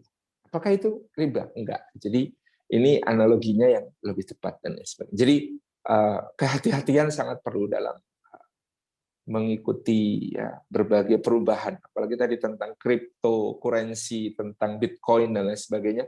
Lebih rumit lagi nanti secara fikih, tetapi silahkan ditanyakan kepada ahlinya sebatas apa keterlibatan yang bisa kita ambil dan jelas halalnya. Jadi kalau masih syubhat kan kita tidak ikut. Tapi ya, sampai di mana kemudian dia menjadi sesuatu yang halal jelas untuk kita. Investasi yang terbaik yang seperti apa dan sebagainya. Saya misalnya kalau pinjam sama teman, gimana caranya supaya tidak riba tapi tidak ada yang terdolimi? Maksudnya tidak terdolimi gimana, Ustaz? Bapak saya itu ada orang pinjam uang tahun 1980. Pinjemnya itu 200.000. Tahun 1980, 200.000 bisa dapat motor. Dikembalikan tahun 2000. Nah, kembalikannya berapa coba?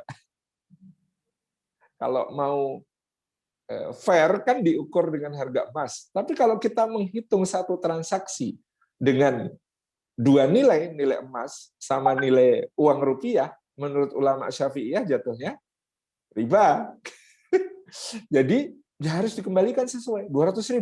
Tapi bapak saya terdolimi, uang 200.000 tahun 80 bisa beli motor, kok dikembalikan juga 200.000 di tahun 2000 yang untuk cuma bisa untuk bayar DP-nya motor, untuk kredit gitu kan.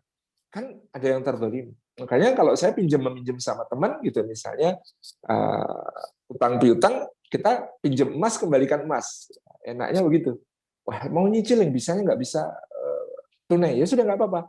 Pinjam 500 gram emas, ngembaliinnya 50 bulan, per bulan 10 gram. Tapi harus emas. Nggak ada yang dirugikan, nggak ada yang riba. Itu contoh bagaimana kemudian kita keluar dari hal-hal yang bisa menjatuhkan kita kepada transaksi ribawi.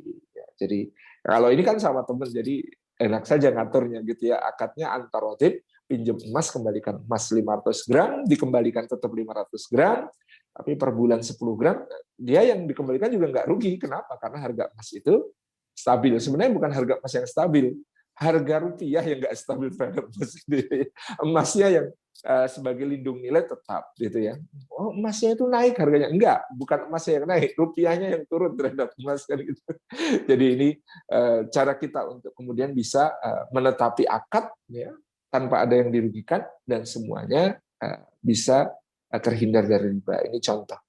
Ini kalau kita bisa diskusi dengan orang yang tahu ilmunya jadi lebih gampang untuk menentukan, oh ini bisa nggak, ini boleh nggak. Tuh, intinya ya apa yang meragukan ditinggalkan, apa yang meragukan bisa ditanyakan. Allah bisa. Terima kasih Ustadz. Ini ada yang raise hand satu. Host mungkin bisa dipersilakan Pak Heri Rahmadiansyah. Persilakan ya, Pak Heri. Ya, Assalamualaikum warahmatullahi wabarakatuh. Waalaikumsalam. Waalaikumsalam warahmatullahi wabarakatuh. Selamat. Ya, terima kasih Pak Andi, Pak Ustadz. Izin bertanya tentang tema di pagi ini ya. Yang saya mau tanyakan itu apa tanda nyata bagi pekerja seperti kami di perusahaan tambang batu bara ini, Pak Ustadz? Apakah pekerjaan kami ini sudah berkah sesuai amanah yang diberikan? Karena kan di luar juga banyak sentimen-sentimen negatif tentang pekerjaan di tambang ini, Pak Ustadz. Itu yang pertama. Baik. Yang kedua, saya teringat tadi Pak Ustadz bicara di tengah ceramah tadi itu tentang rezeki selain gaji tadi ya. Apa menurut pandangan Ustadz dengan kata dosen saya dulu waktu di kampus itu, dengan memberi ini kita tidak akan kekurangan. Nah itu Pak Ustadz yang minta penjelasan lagi menurut pandangan Ustadz. Terima kasih Pak Andi, Pak Ustadz. Assalamualaikum warahmatullahi wabarakatuh. Waalaikumsalam. Ada dua pertanyaan tadi Ustadz, dipersilakan.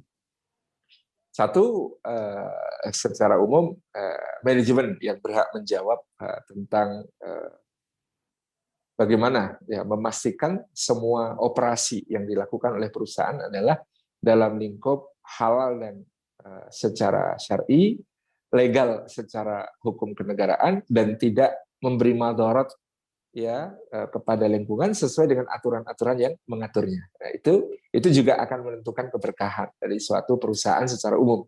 Jadi sebagai karyawan, keberkahan secara khususnya adalah apa yang kita lakukan.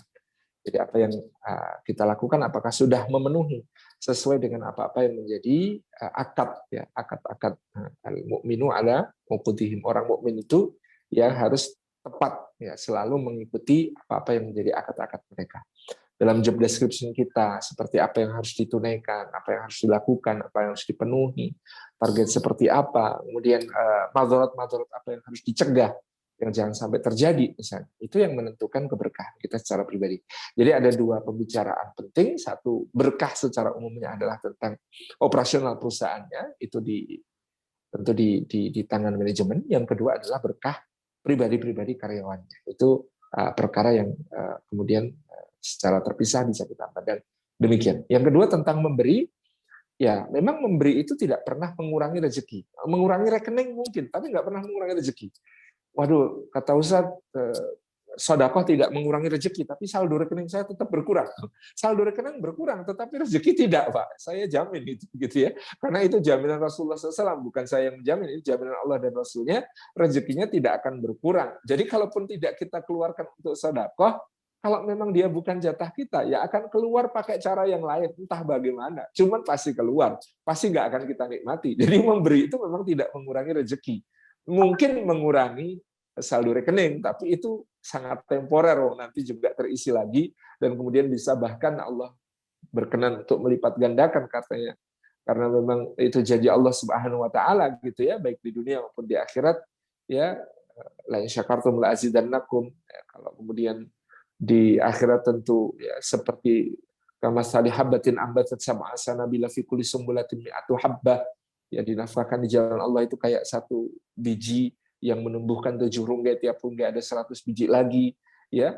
Menja'a bil hasanati falahu asyru amsalihha, ada janji lain, siapa yang membawa kebaikan maka baginya 10 kali lipat dari apa yang telah dia datangkan. Itu semuanya janji Allah dan Rasul. Jadi ya memang tidak akan mengurangi rekening, saldo rekening iya temporer, tapi kalau kemudian mengurangi rezeki sama sekali tidak. Itu demikian. Terima kasih Ustadz untuk penjelasannya. Ini ada 2 pertanyaan masuk menanyakan bagaimana menyikapi kita malas beribadah Ustadz ini. Kadang hari ini lagi naik, besok mungkin turunnya lebih jauh. Jadi apakah ada terkait dengan rezeki atau ada amalan-amalan khusus yang harus kita lakukan? Terima kasih. Baik. Satu, kalau kita merasakan kemalasan, merasakan beratnya ibadah, yang perlu kita periksa kaitannya dengan pekerjaan tadi adalah asupan halal. Asupan halal itu membersihkan hati dan menguatkan ketaatan. Itu berkahnya asupan yang halal. Yang kedua, yang mengganggu ibadah kita itu diantaranya adalah dosa. Jadi semakin banyak dosa kita, semakin berat kita beribadah, semakin kita tidak nyaman dan tidak bisa menikmati ibadah. Maka caranya memperbanyak istighfar. Kalau kita ingin menikmati ibadah kita, kalau kita ingin kemudian bisa merasakan ibadah yang khusyuk, ya, itu dengan memperbanyak istighfar, mohon ampun kepada Allah atas dosa-dosa kita. Bahkan juga kemampuan kita untuk beribadah kadang-kadang terhalang oleh dosa-dosa kita. Al-Imam Sufyan Ats-Tsauri pernah menceritakan, aku pernah terhalang dari qiyamul lail. Nggak bisa sholat malam 40 hari gara-gara satu dosa yang aku lakukan. Gara-gara satu dosa, itu gagal bangun untuk qiyamul lail selama 40 malam. Ya, itu gambaran beliau tentang betapa dosa itu memang menghalangi ketaatan, menghalangi amal soleh kita kepada Allah Subhanahu wa taala. Jadi tadi pastikan halal, perbanyak istighfar. Yang ketiga adalah ya bereskan sesuai prioritas. Yang pertama harus dibereskan adalah ibadah fardu kita, semalas-malasnya kita. Jangan kehilangan ibadah fardu. Ya. Salat fardu, puasa fardu, ya sedekah fardu. Ya, sedekah fardu itu ya zakat. Sebagian ulama menambahkan kalau memiliki kemampuan ya besok kurban gitu ya. Itu sedekah yang kemudian mendekati kefarduan karena ya itu dibereskan dulu. Jadi ketika kita sedang tidak mood ya istilah ibadah itu terasa enggak semangat gitu. Tetap jangan kehilangan yang fardu, yang wajib ya, prioritaskan. Yang fardu yang wajib kita penuhi. Bereskan yang fardu, nanti pelan-pelan. Yang sunnah itu bisa ditambahkan dengan ya tadarruj atau dengan bertahap. Ya, ada ulama yang sampai memberikan tips kepada kita. Ya, yang pertama, bereskan fardu sudah beres, fardu sudah enjoy, tambahkan yang sunnah, tapi untuk 3 bulan ke depan satu aja. Satu amalan sunnah aja. Biasakan satu amalan sunnah selama 3 bulan, misalkan jaga wudhu. Udah, amalan sunnah saya 3 bulan ke depan adalah jaga wudhu, jaga wudhu, jaga wudhu. Kan jaga wudhu itu bagus sekali ya. Di antaranya hikmah yang jaga wudhu adalah kita ini terjaga dari dosa. Ya, orang yang menjaga wudhunya akan dijaga Allah dari dosa. Ya, ya kan sayang wudhunya kalau digunakan untuk melakukan dosa. Jadi jaga wudhu. 3 bulan udah terbiasa. Kalau sudah mampu tambah satu, apa? Sholat rawatib atau sholat tahiyatul masjid gitu, atau sholat duha. Pokoknya satu aja dulu. Satu amalan sunnah itu ditekuni dulu 3 bulan, rutinkan, udah mulai nyaman, udah mulai jadi kebiasaan, terasa ringan, baru tambah lagi. Demikian. Itu yang menjadi tips ya. Jadi nggak usah tergesa pengen semua amal sunnah dilakukan, nggak usah semua amal sunnah mau diambil, nggak. Karena ahabul amali ilallah yadwamuhu in qalla. Kata Nabi SAW, amal yang paling dicintai Allah itu yang paling dawam, yang paling kontinu, yang memiliki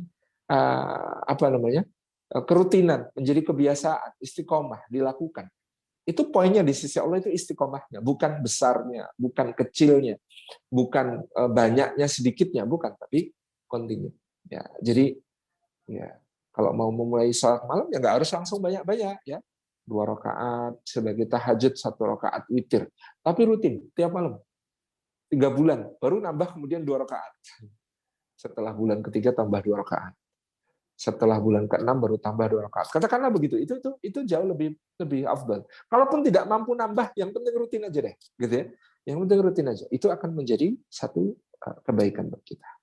Yang berikutnya adalah ya doa mohon istiqomah. Jangan melupakan ihdinas siratal mustaqim, jangan melupakan ya muqallibal qulubi tsabit qalbi ala dinik di akhir tahiyat, jangan melupakan rabbana la tuzigh qulubana ba'da id hadaitana wa hab lana min ladunka rahmah innaka antal wahhab. Kapanpun kita sempat kita bisa membaca doa-doa demikian untuk istiqomahnya kita. Kemudian yang berikutnya adalah ya, punyailah lingkungan yang membuat kita juga terpacu untuk semangat beramal saleh. Kita punya target sehari baca Quran 1 juz. Tapi kita punya teman-teman yang nggak pernah baca Quran, nggak pernah bersentuhan dengan Quran. Ya, target 1 juz itu jadi berat sekali. Tapi kita punya target 1 juz.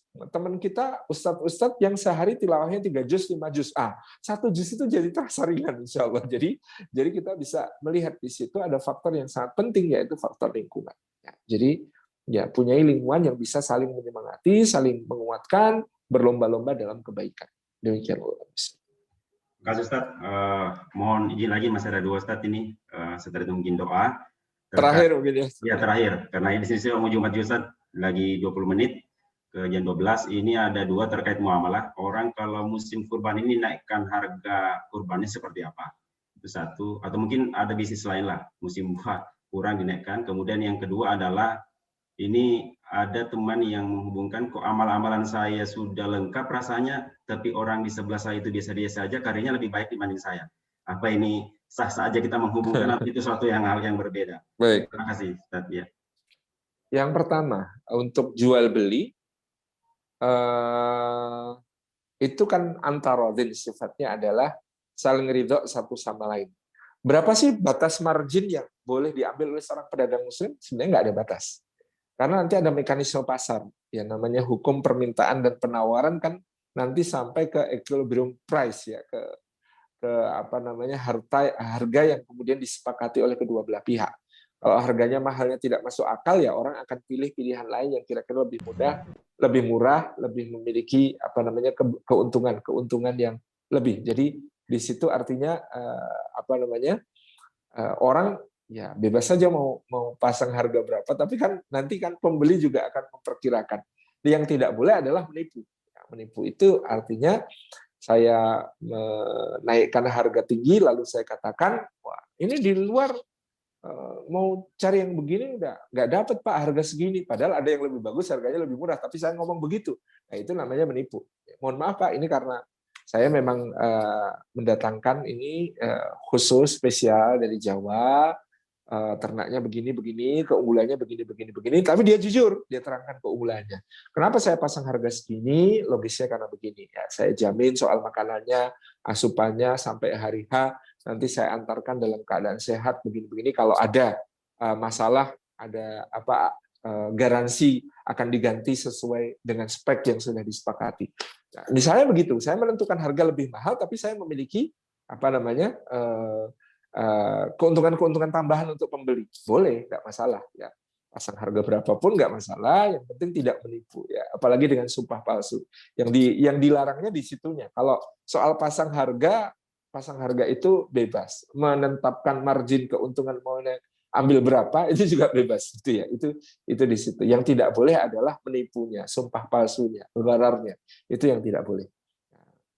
Kemudian yang kedua tentang membandingkan diri kita dengan orang lain, ini riskan ya. Karena kita tidak tahu apa yang ada di hakikat orang lain. Artinya kan kita lihat tampaknya, kita nggak tahu dia punya amalan rahasia. Kita nggak tahu dia punya sesuatu yang Allah tidak tampakkan kepada kita. Kita juga nggak tahu kayaknya kok dia bahagia. Kita nggak tahu. Dia kalau nangis nggak pernah diposting. Dia kalau lagi ada masalah nggak pernah diposting. Yang diposting kan seneng-senengnya. Kita lihat dari medsosnya lagi gitu ya. Loh, medsosnya itu dia itu bahagia terus saat gitu ya. Padahal dia itu banyak dosa gitu ya. Kalau dibanding saya, itu ya kesalahannya mungkin kita yang kepedean gitu kan, jangan-jangan dosanya kita yang lebih banyak. Yang kedua ya memang orang posting di media sosial itu yang bagus-bagus, yang berat-berat nggak diposting gitu kan. Jadi tidak perlu membandingkan diri kita dengan orang lain, husnudzonlah kepada Allah ya. Kalau kita sampai mengatakan saya ibadahnya lebih daripada dia, kok dia rezekinya lebih lancar dari saya, itu kita menuduh Allah tidak adil. Padahal subhanallah maha suci Allah itu pasti adil ya. Jadi yang terpenting kemudian kita menata baik sangka kita kepada Allah, karena ini inda dzanni abdi bi, kata Allah, aku di sisi prasangka hambaku kepada aku. Prasangka itu juga memperlihatkan kualitas diri kita. Orang yang beriman dia prasangkanya baik kepada Allah, karena Allah Maha tahu, tidak pernah bodoh, Allah Maha adil, tidak pernah zalim, Allah Maha benar, tidak pernah keliru, Allah Maha bijaksana, tidak pernah sembarangan. Itu kan persepsinya orang mukmin kan harus begitu. Jadi ya tidak perlu membandingkan diri kita dengan orang lain, tapi tetap prasangka baik kepada Allah, kita jaga ikhtiar-ikhtiar kita, sempurnakan, berdoa jangan berhenti, berharap jangan berhenti, soal dikabulkannya kapan, itu urusan Allah. Kata Sayyidina Umar, aku kalau sudah berdoa ya, udah, itu nikmat gitu. Karena berdoa itu bermesra-mesra dengan Allah.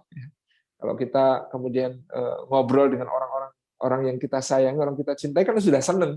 Nggak dikasih pun, atau belum dikasih pun kan, kita seneng, tapi ngobrolnya aja seneng gitu, apalagi nanti dikasih. Itu ya konsekuensi logis. Tapi kadang-kadang kita lupa ya, kita cuma nuntut sama Allah, minta, tapi kita tidak menikmati doa kita, tidak menikmati kemesraan dalam doa-doa kita kepada Allah. Demikian Allah.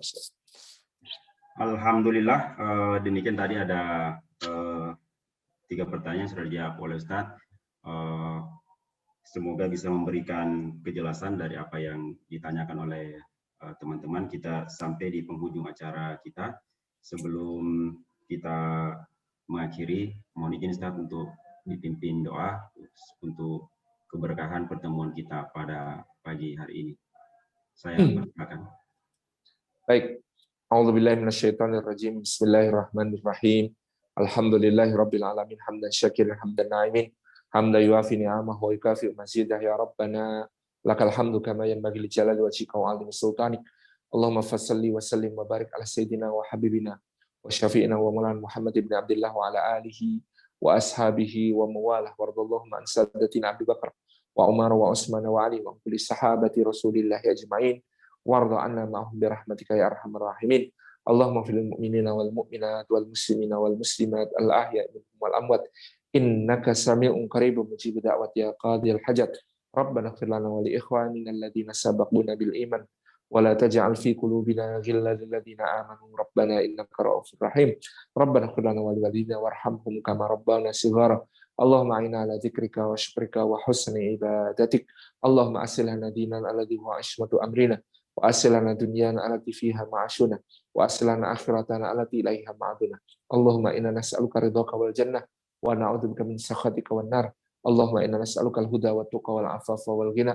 Allahumma inna nas'aluka salamatan fid dini wa afiyatan fil jasad wa barakatan fil rizqi wa ziyadatan fil ilmi wa taubatan qabla al-maut wa rahmatan 'indal maut wa maghfiratan ba'dal maut. Allahumma hawwin 'alaina fi sakratil maut wa najata minan nar wa afa'il hisab. Rabbana hab lana min azwajina wa dhurriyyatina qurrata a'yun waj'alna lil muttaqina imama. Rabbana atina fid dunya hasanah wa fil akhirati hasanah wa qina adzabannar wa adkhilna jannata ma'al abrar ya aziz ya ghaffar ya rabbal alamin. Subhana rabbina rabbil izzati amma yasifun wa salamun alal mursalin walhamdulillahi rabbil alamin. Amin. Terima kasih Ustaz. Kembali kami ingatkan bahwa ada open donasi, silakan untuk menyampaikan sedekahnya di rekening yang telah disampaikan oleh panitia. Kedua, kami mengucapkan khusus terima kasih atas kehadiran Ustaz untuk ngaji bersama kami karyawan PT Brokol pada pagi hari ini. Semoga pertemuan kita pada pagi hari ini berkah dan kita memperoleh nilai tambah setelah kegiatan pengajian ini untuk kita aplikasikan dalam kehidupan dan pekerjaan kita hari-hari. Seperti tadi disampaikan oleh Ustaz, sedikit tapi kontinu akan lebih berkah di sisi Allah Subhanahu wa taala dan juga membantu kita untuk beranjak secara pelan-pelan. Yang ketiga, terima kasih kepada manajemen yang telah mendukung kegiatan pada pagi hari ini, dari Pak KTT, Pak Ferian Indrayana yang juga turut hadir pada kegiatan kali ini. Kedua adalah dari bagian HR, Pak Tommy Indarto. Kemudian yang ketiga dari PR yang membantu kami untuk mendesain kegiatan kali ini. Dan terakhir adalah dari HSCT, bagian training, memfasilitasi kami dengan webinar pada pagi hari ini. Demikian, semoga pertemuan kita selanjutnya dapat kita lakukan. Sekian, Assalamualaikum warahmatullahi wabarakatuh. Waalaikumsalam warahmatullahi wabarakatuh. Terima kasih Ustaz. Terima kasih Ustaz. Assalamualaikum.